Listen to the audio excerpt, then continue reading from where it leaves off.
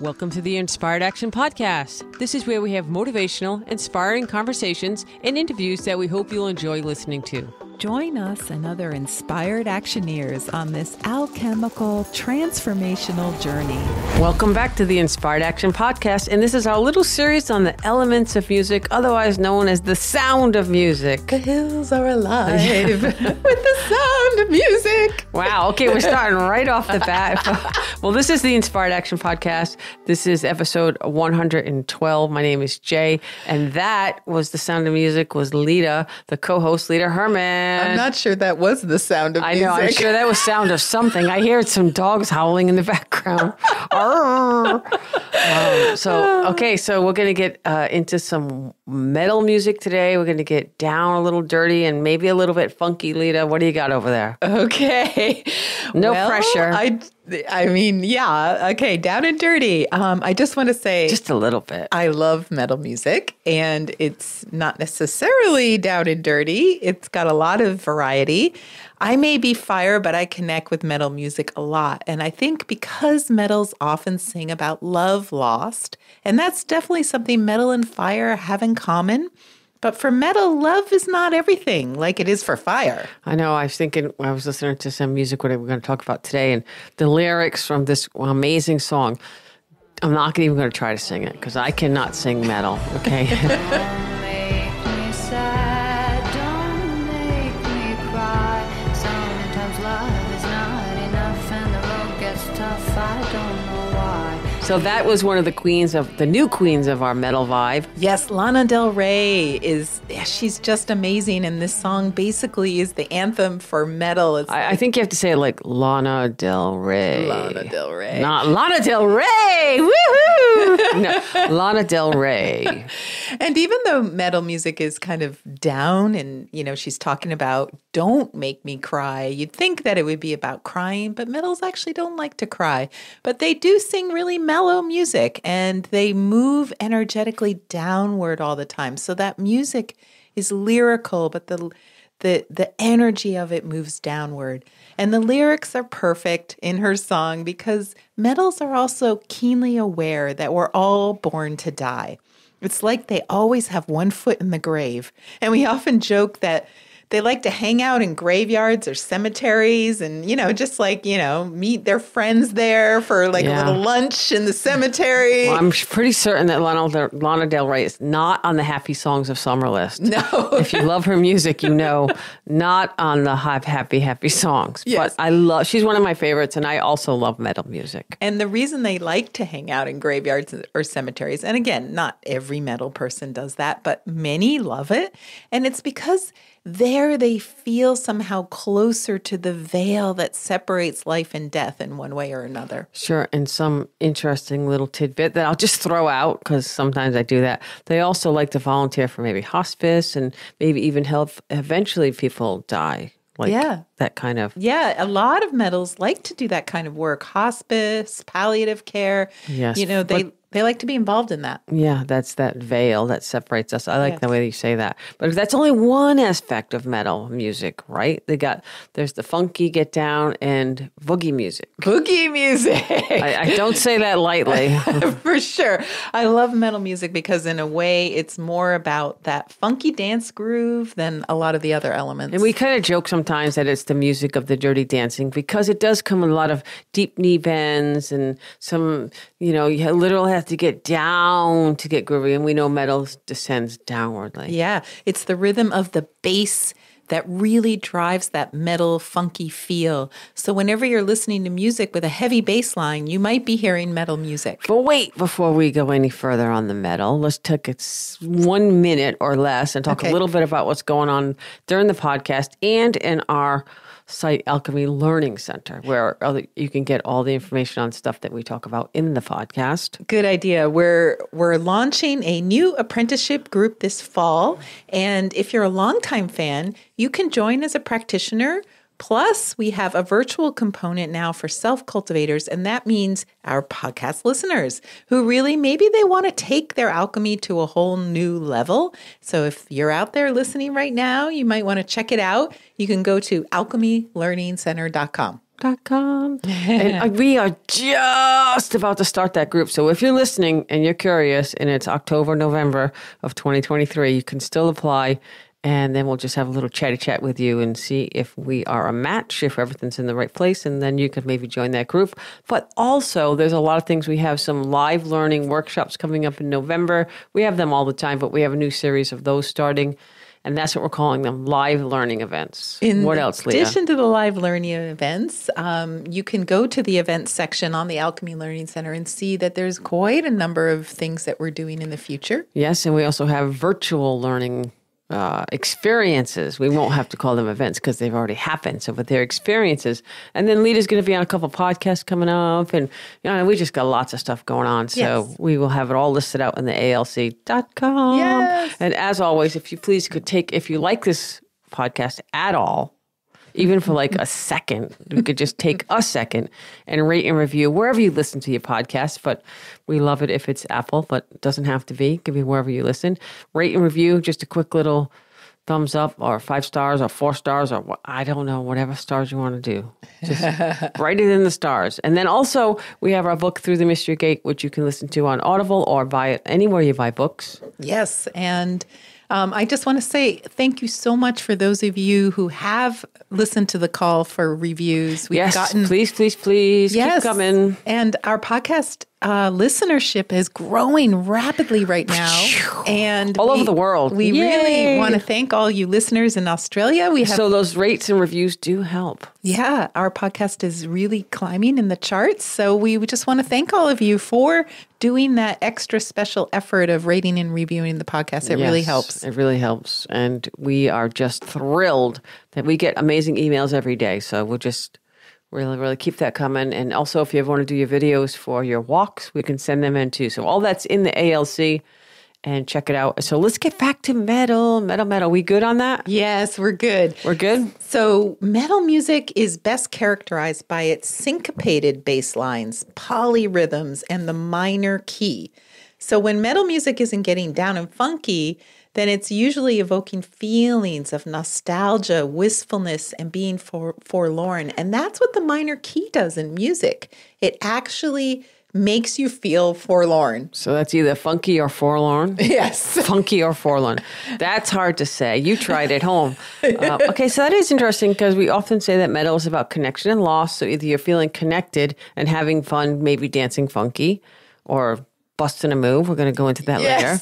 Or disconnected and want to express it musically, which actually can be through a sense of being forlorn, the F word, another way to use the F word. Maybe through punk rock or metal rock or something like that. Yes. Yeah. Heavy metal, punk rock. Yeah. Those are all those like F-it attitudes that can come in metal music.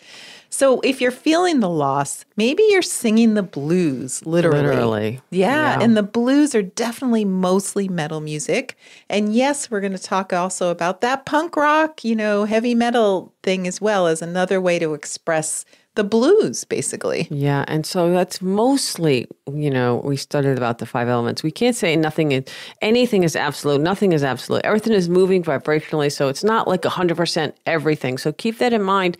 You could be listening to music, like we're going to talk about some of the artists, and they may be water, and then they have metal. They might be metal, they have water. So all these influences are just coming through all the time. So we know that the blues are mostly metal and can be super chill. But, drumroll, metal's not always mellow. Yeah.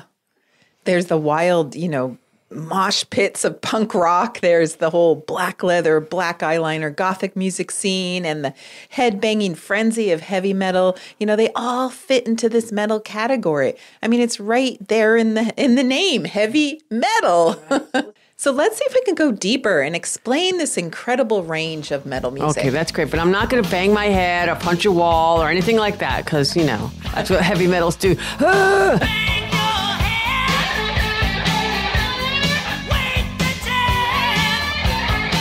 But I do know people who love their metal music, so I'm, props out to that. But I am not going to bang my head right now.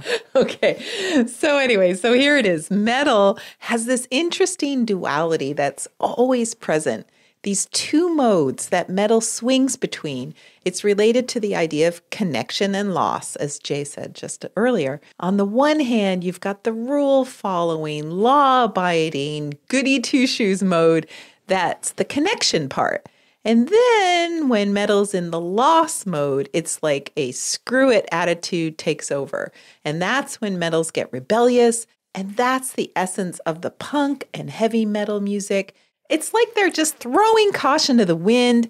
They're saying screw society's norms and giving a big middle finger to it all. And believe it or not, that's part of metal just as much as the goody two-shoes part. So it's the two modes. Again, do-gooder versus sex, drugs, and rock and roll, head banging, all that stuff, fingers flying, everything. They're just revels. So two modes, right? We're going to talk about that even more. Right. So for the sex, drugs, and rock and roll side, you can add some other genres in like hip hop, funk, 60s soul music, mellow jazz. All of these have been about being cool and a bit rebellious.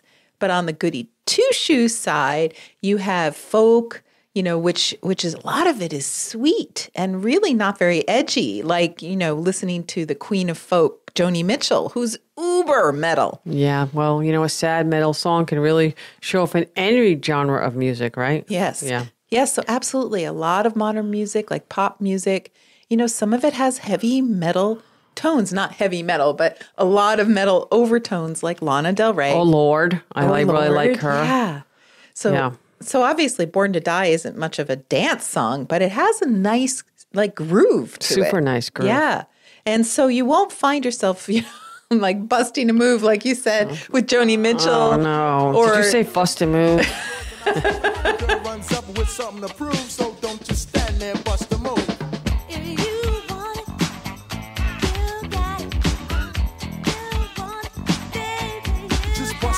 So I think we should bring that term back. More dancing, more busting of moves. Just don't pull a muscle or anything, because that could happen. So that's definitely a funky fire song. We need to add that to our fire music list. Yes. And, it's a little metal funky in there. And, the thing about metal is a lot of them, they'd rather be chilling out on the couch than dancing on the dance floor. It takes kind of a special kind of music to get those metals out on the dance floor. They're probably on the couch with their big clunky headphones because they're audiophiles listening to exactly the perfect music. And maybe they might be slightly imbued either one way or another. So they're on the couch listening and enjoying. And maybe if they're out in public, they might dance if they're a little imbued. Imbued. Okay. Is that the right word? I'm not sure about that. They're imbibing. Imbibing. Probably imbibing. Yeah, imbibing. Drinking, smoking, whatever they do. In a nice way. I'm not saying anything bad, but that's how But most the music people. has to also be good for them. Like they need that deep knee bending, funk. Yeah, and the weed and the alcohol doesn't help, right? Yes. Just saying. Do not send me bad emails about metal partying, but they love to party. Well, that's why we call it dirty dancing. A little bit of dirty dancing. Yeah, not just because you might be high doing it, but it's because of the deep knee bending. And maybe some hip grinding, a sense of things going downward. Yes. So let's explain why that is. Metal, has this interesting twist to it. The organs associated with metal in Chinese medicine are the lungs and the colon. And so the lungs are in the upper part of the body and they represent connection.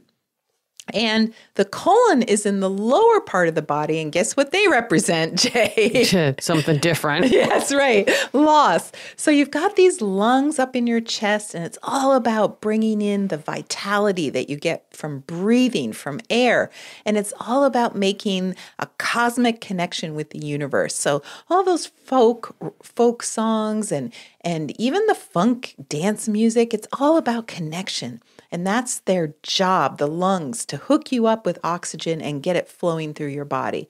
But that other organ, the colon, it's got a really different job. It's about letting go, sifting through what you're going to get rid of. And maybe you don't want to get rid of everything that's eliminated. So also the colon's trying to hang on to anything that's still valuable. But that's part of loss. And that's metal's letting go function. So when you're dancing, your lungs are pumping away. They're keeping that connection alive. But that colon is moving you in that downward energy, making those knees bend, and that's symbolizing, so to speak, if it's too much of a stretch for you guys, but let me just go with it. It's about symbolizing that downward loss. Yeah, that's a nice way to describe the colon. I'm just going to say it's a nice way because we know what the colon does. It's not pretty, but we need it, right? So that's the groovier side of metal where it's almost a sensual but cool moving and maybe even a little grinding of the hips in a very, I like that you said cool because metal really is the coolest Yeah, they dance really element. Cool. Yes. And so they Unlike dance wood, cool. who does not dance cool. Yeah, right. So metal music, also has those descending melodies. They bring gravity or gravitas and even like a touch of vulnerability to the music. But don't touch if not warranted. Like ask first before you touch. Okay. It's emotional, but we're talking about that hip grinding. Yeah, the grinding thing. You got to be careful on the dance floor with that. Yeah.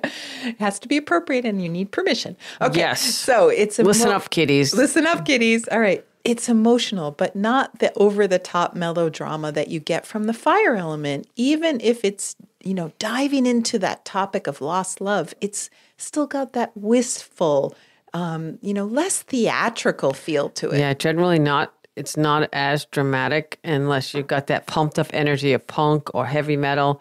Then it could be a little bit more like dramatic. Yeah, and if you look at punk rock or heavy metal, they're all about being, really messed up, like feeling messed up, like, why do I keep effing up kind of. Right. Well, that's the Neil Young classic metal song, Why Do I Keep Effing Up? Perfect timing, right? Yes. It's like the anthem of metal music.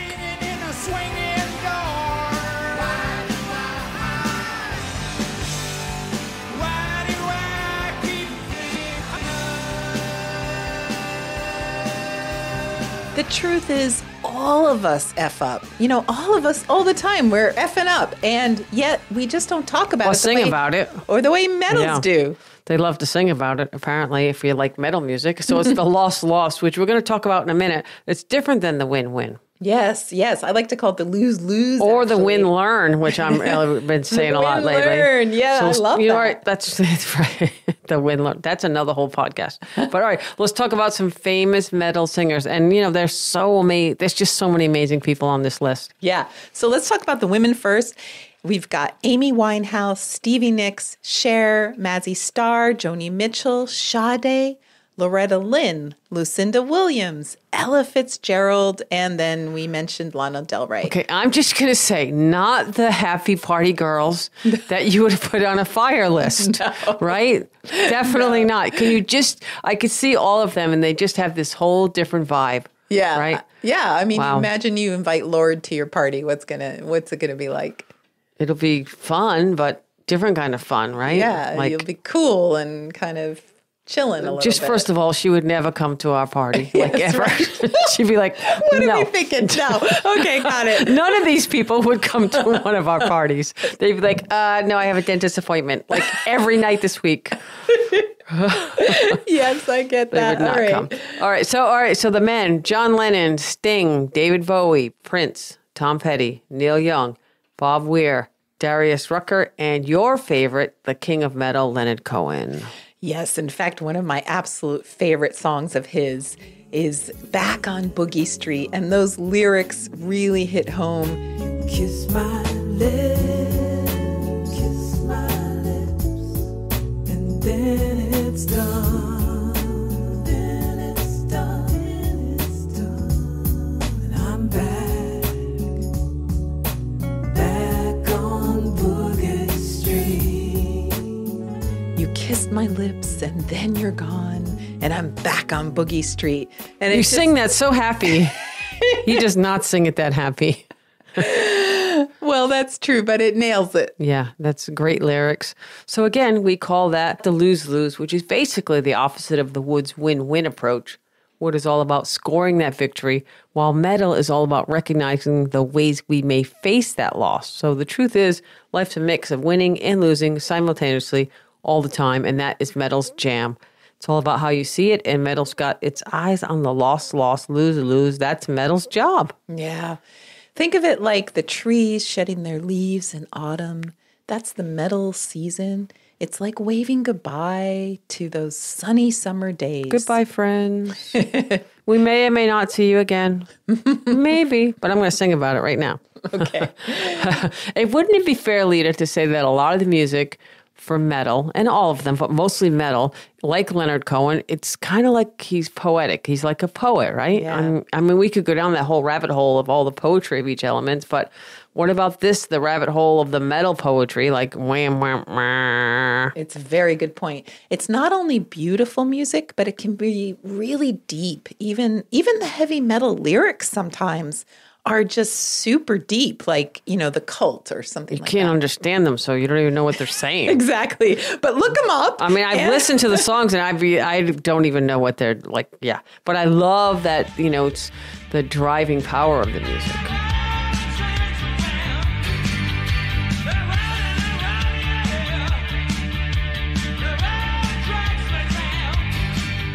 Yeah.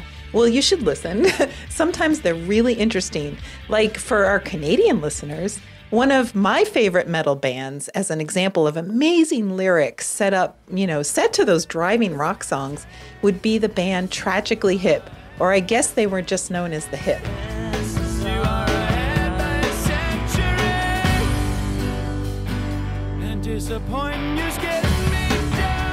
Okay, so we're going to move from that on to just a little reminder that, like with all music and all the elements, it can all be woven in together. So metal tunes can have, or metal music can have a little bit of other elements, and they do. So not just, it's not all 100% metal. They have it all mixed in with each other. Good point. So if you have a metal song that's talking about a lot of like lost love, it might be carrying a touch of the Fire vibe in it. Or it could even have some uplifting moments despite its overall descending melody in the minor key. And so that would definitely be Fire secondarily. Yeah, we were listening to a song just for this, by the way. I don't listen to Dire Straits, but it was called Romeo and Juliet. And it's like the ultimate metal fire combo kind of song. It's got a touch of wistfulness and the whole longing for love things going on. And again, it's really old, but you can go dig it up and clear out the cobwebs and listen to it. But it does have a beat, it's got a beat, it's got a bit of an uplift, and it's not all downward. So it's that mix of metal and fire spark. Yes. So now if the song's got that strong punch and driving downbeat, we might be talking metal wood. Yes, and if there's a touch of sweetness in the mix, like a slow, smooth jam, and we actually use that word jam, then it's a telltale sign it's earth. Yes. And if the song's bursting with energy, you're looking at a good chance that it's metal water, and punk rock falls right into that metal water category. While, the heavy metal rock is more likely to be in the metal wood zone with those heavier downbeats. Yeah. So, we're working through all the elements here, and you're getting to understand them a little bit better and how varied the music and the singers and the producers, they're all kind of mixed together there. So here's your challenge of your homework. Go turn on your Divine DJ and listen to what comes up. And please be careful if the Tragically Broken Hip comes up, because it could be dangerous. And then you got to get a walker, and then you can't dance. I'm just saying, be careful when you shuffle. Literally, when you shuffle your Spotify. Every day I'm shuffling. Don't break a hip or you will be shuffling. Right. Okay. So, all right. On that note, it's a good time to end. I think it is a good time to end. So concentrate on your music. Take a long drive in the country, open highway. Put your earbuds in and walk through the graveyard and dig your metal music as the seasons slowly melt into another one. It's the perfect time of the year. It's the fall. So. Or just go lay on the couch and put your headphones on and tell the world. Yeah. Oh, Oop, can't say that. In a nice way. In your metal way. Or watch all the leaves outside and listen to Joni Mitchell. Yes. All right. Yes. Okay. Enjoy. That's it. Goodbye. Bye. You've been listening to the Inspired Action Podcast, and you've reached the end. Woohoo! Why not celebrate a little bit and click that subscribe button right there. We love having you with us on this journey, and we want it to continue. You can also rate and review this podcast. And if you have already, thank you so much. We read all reviews, and your reviews help other people find this podcast as well. You can also be a part of this podcast yourself by submitting a voice recording message and emailing it to us at lita@inspiredactionpodcast.com or jay@inspiredactionpodcast.com. And if you want, you can join our Facebook group or follow us on Instagram. Join us next week for another Inspired Action conversation. And thank you for listening. Thanks for listening, and remember to hug the dog. Just fuss to move. Dun, dun, dun, dun, dun.